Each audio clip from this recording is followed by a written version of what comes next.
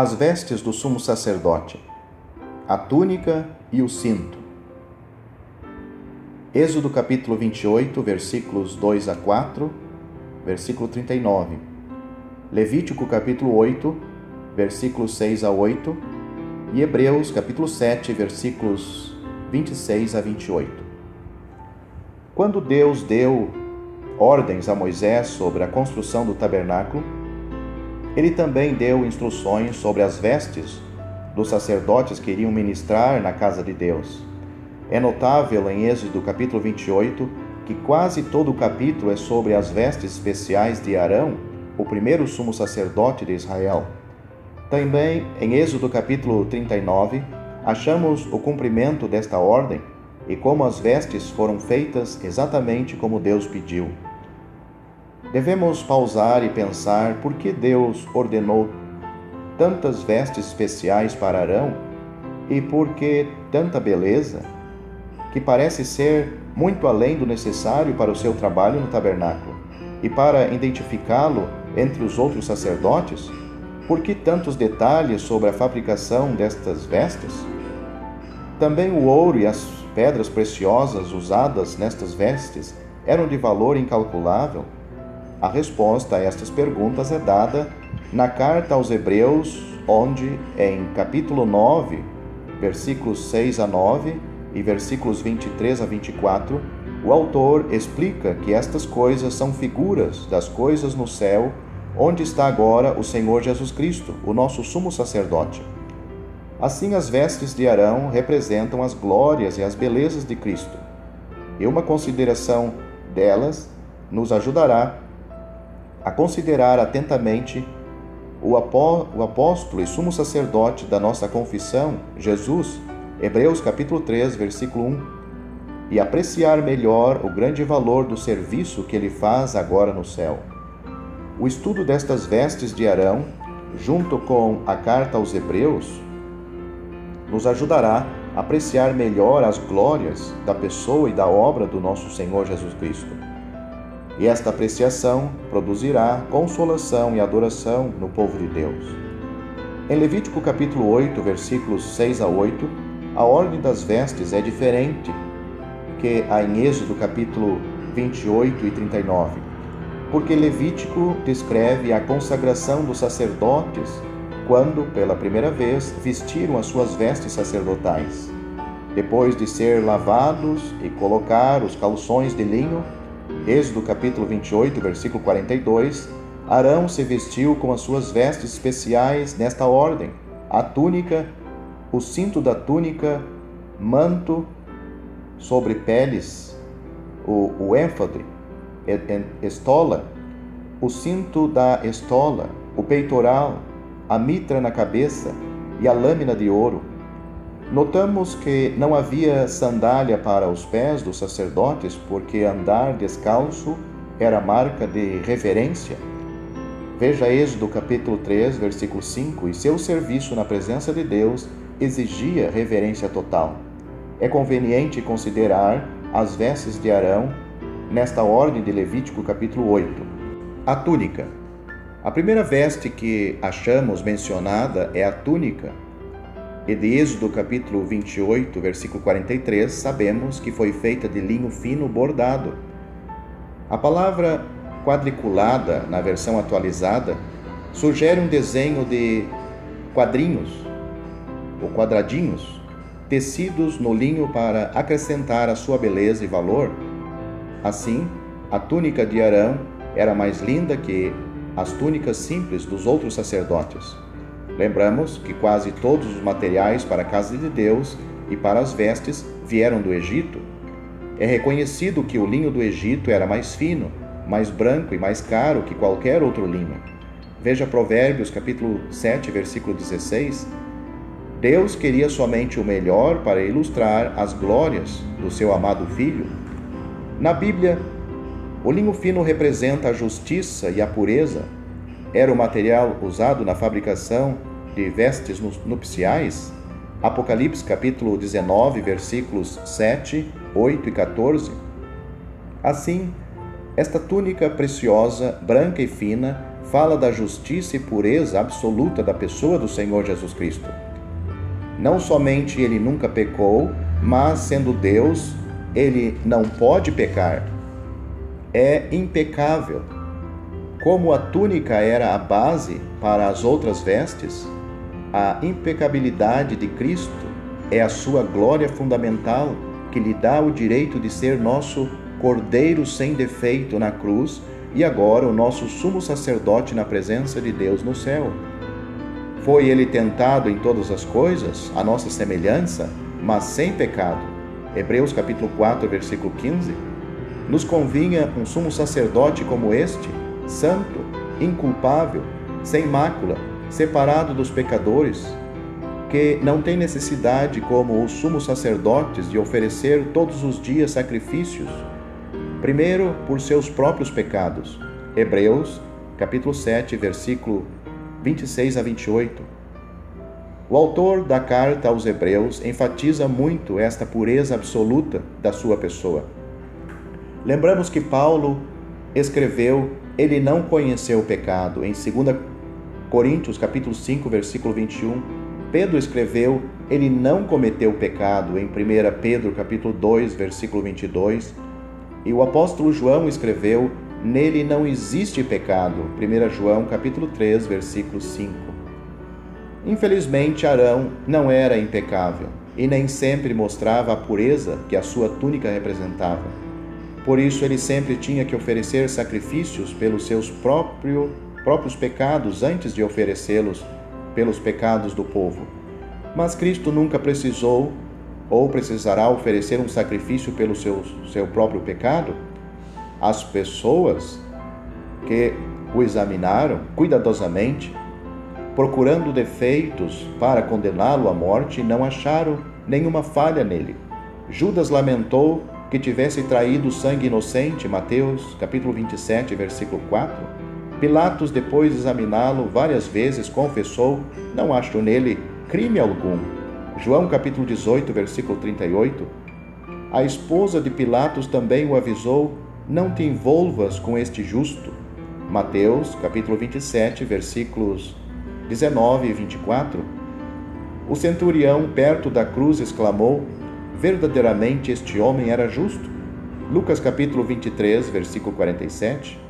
Assim, a túnica de Arão fala da glória, da impecabilidade do Senhor Jesus Cristo, sem a qual ele não podia estar agora na santa presença de Deus, servindo agora como nosso grande sumo sacerdote.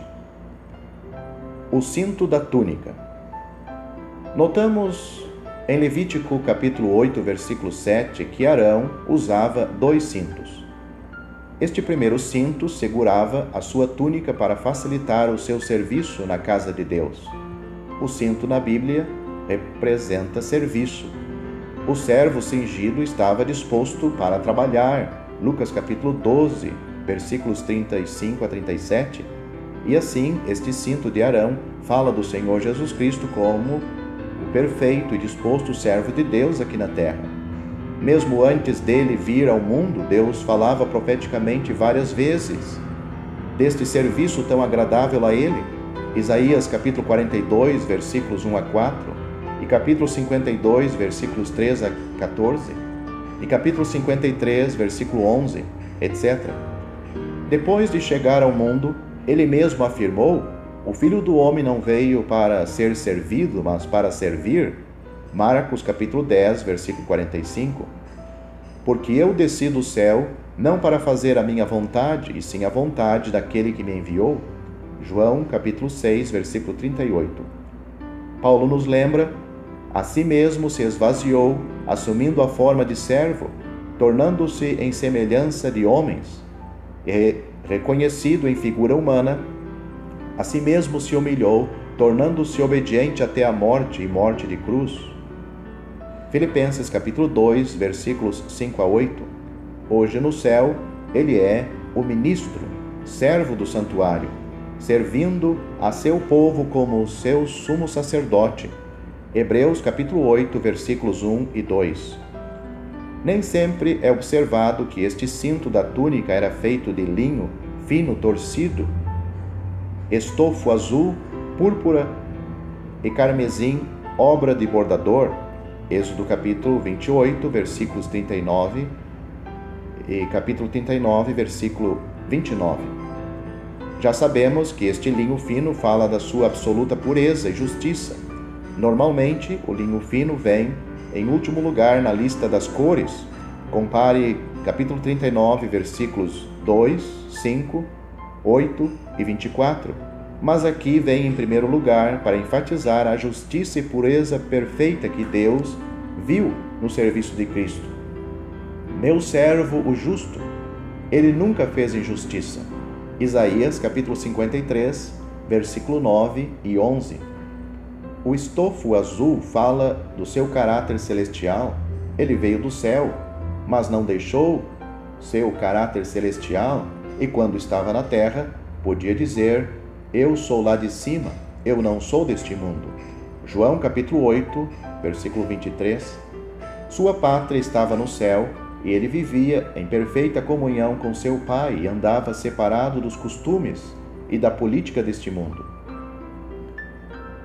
A púrpura era uma tinta caríssima, usada para tingir as vestes dos ricos e dos reis. Lucas capítulo 16, versículo 19. Aqui fala da realeza de Cristo como o Rei dos Reis. Ele nasceu no mundo como o Rei dos Judeus e foi reconhecido como Rei pelos magos estrangeiros. Mateus capítulo 2, versículo 2. No tempo da sua morte, ele foi escarnecido como Rei, quando os soldados o vestiram com um manto de púrpura e uma coroa de espinhos. João capítulo 19, versículo 2. Cristo foi rejeitado pela nação de Israel como seu rei quando gritaram: não temos rei senão César. João capítulo 19, versículo 15. Contudo, Pilatos o reconheceu como rei quando colocou e recusou mudar a placa na sua cruz com as palavras: Jesus Nazareno, o Rei dos Judeus. João capítulo 19, versículos 19 a 22. O mundo hoje recusa Cristo como seu Rei, mas no céu ele já foi exaltado sobremaneira acima de todos os céus, para cumprir todas as coisas e se assentar no trono de Deus. Efésios capítulo 4, versículo 10 e Filipenses capítulo 2, versículos 9 a 11. Brevemente, quando ele vier para julgar e reinar sobre o mundo, todo o reconhecerão como Rei dos Reis e Senhor dos Senhores. Mateus capítulo 25, versículos 34, 40, 41 e Apocalipse capítulo 19, versículo 16. Nós, com prazer, o reconhecemos como nosso Rei agora. O carmesim era uma tinta forte feita de verme escarlata. Representa a humilhação, o sofrimento e a morte do servo de Deus. Isaías capítulo 52, versículo 13, 14, capítulo 53, versículo 11. Agora no céu ele é um cordeiro como tendo sido morto. Apocalipse capítulo 5, versículo 6, com as marcas da cruz no seu corpo para sempre. Foi este sofrimento que o capacitou para ter compaixão como sumo sacerdote dos salvos que sofrem agora na terra. Por que usar um cinto tão lindo se ninguém o podia ver? Porque fala do serviço oculto de Cristo, que somente Deus podia ver. Os homens não viram nenhuma beleza nele, ou nenhum valor no seu humilde serviço. Assim, esse cinto nos ensina da glória do serviço oculto do nosso sumo sacerdote. Aplicação prática. Os outros sacerdotes também usavam túnicas de linho fino e cintos para a glória e o ornamento. Êxodo capítulo 28, versículo 40, provavelmente iguais ao cinto de Arão, que podiam ser vistos por outras pessoas. Os salvos são sacerdócio santo porque têm o privilégio de servir a Deus neste mundo e lhe oferecer sacrifícios espirituais. 1 Pedro capítulo 2, versículos 5 e 9. Nossas túnicas são observadas pelo mundo e por isto devem ser puras e justas como as de Cristo. Assim mesmo se purifica todo o que tem esta esperança, assim como ele é puro. 1 João capítulo 2, versículos 2 a 3. Também Pedro exorta que os salvos sejam cingidos da pureza e da humildade. Por isso, cingindo o vosso entendimento, sede sóbrios e esperai inteiramente na graça, como filhos da obediência. Não vos amoldeis às paixões que tinhais anteriormente na vossa ignorância. 1 Pedro, capítulo 1, versículos 13 e 14. Cingi-vos todos de humildade, porque Deus resiste aos soberbos, contudo, aos humildes concede a sua graça. 1 Pedro, capítulo 5, versículo 5.